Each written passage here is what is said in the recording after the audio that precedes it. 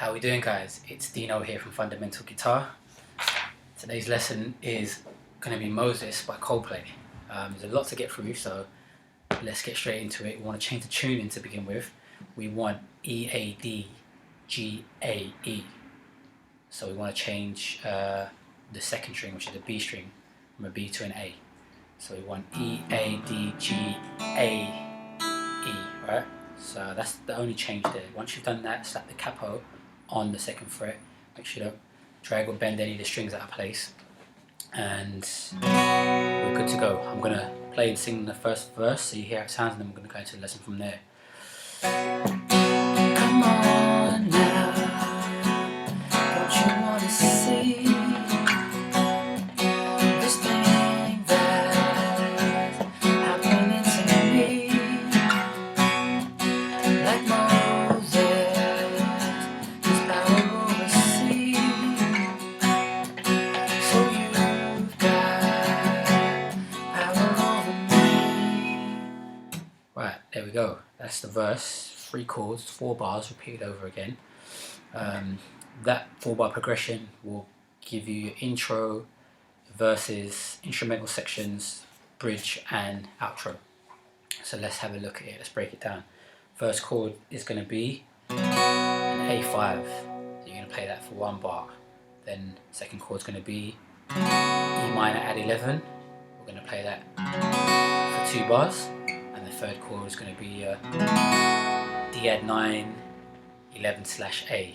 Sounds pretty complicated, but I'm going to break it down so you can understand it and make it easier to absorb. So right, here we go, A5. Let's see, how do we play that? Take your second finger, place that on the 4th string, 2nd fret, and underneath that put your 3rd finger on the 3rd string of the 2nd fret. Now strum from the 5th string down, that's an A5.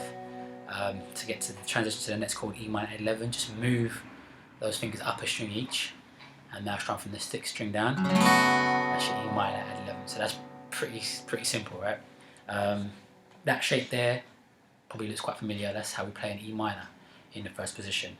Remember, everything, guys, is relative to the capo.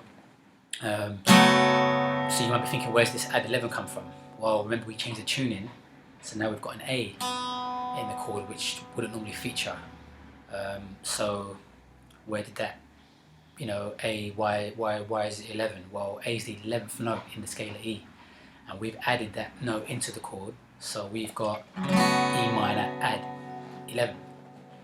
That's basically why it's called that. The next chord, a bit tricky, it's a D add 9, 11/A. First show you how to play it, and then I'll explain it. Take your second finger, put that on the 4th string on the 4th fret, then put the pinky on the 5th string of the 5th fret, and on top of that put the 3rd finger on the 6th string of the 5th fret. Strum from the 6th down. That's going to be a D add 9, 11/A. So the chord is a D with an added 9th and 11th note into it, right? So the 9th and 11th note in the scale of D are E and G. So those 2 notes have been thrown in. They correspond within the scale to those numbers. That's why we call it a 9/11. And the /A, when you see the slash chords, the A is the bass note. That's what we're playing as the first note there. 6th string, 5th fret. Normally in a D, the D would be a bass note. The first note in the scale would be the bass note. A is the 5th note. It's been moved over to the 1st, so it's like an inversion there. So that's just explaining it. You might get it, you might not get it, but that's the reason why these chords are called what they're called. That 4-bar progression there is going to be, most of the song. You've got your A5, E minor add 11, E minor add 11, and then your D add 9, 11/A. Right, moving on. Going to have pre-chorus. No, yes I know, if I only could, and you know I would. Slightly messed the words up there, but that's the melody and those are the chords. What we've got is a C6, go into an E minor 11/B, and a D add 9, 11. Right, let's have a look at those chords, the shapes. If you look at the way you play a C in the first position, if you were to take off your first finger, your index, and play from the 5th string down now, that's going to be C6. The reason why is because we've got the A, remember, ringing out now, which would normally feature in a C. C would normally be C, E, and G. Now we've got an A, which is the 6th note. You've got C, D, E, F, G, A. A is the 6th note in the scale of C, so that's why we're playing a C6, right?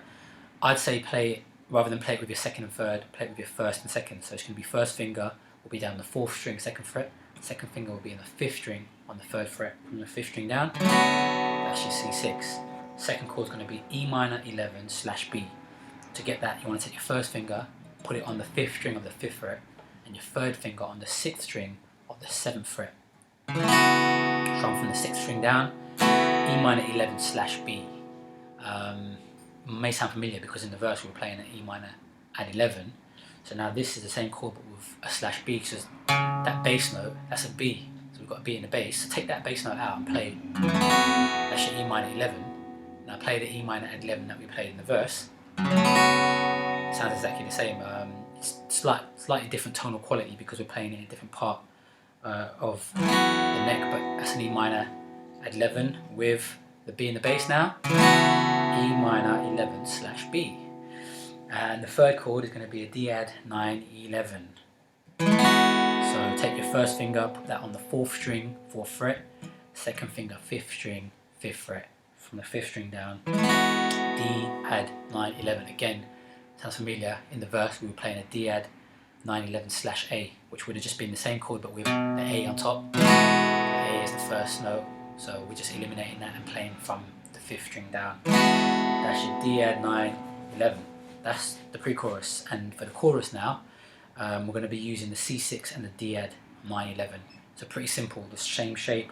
From the 2nd fret, move to the 4th fret. So, baby, oh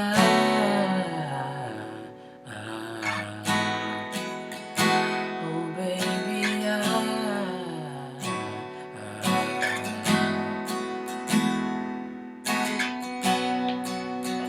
and we'll go back into instrumental or 2nd verse, wherever you're going to go. So I sang that in the low register because the low octave, because that part of the song goes really high. So anyway, that chorus is really easy. You see that transition there is pretty simple from there. Lost the plectrum.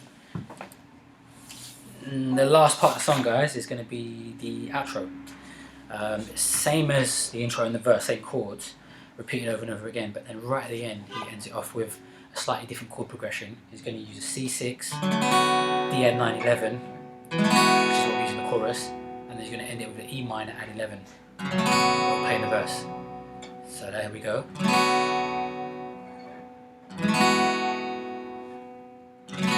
There's the song.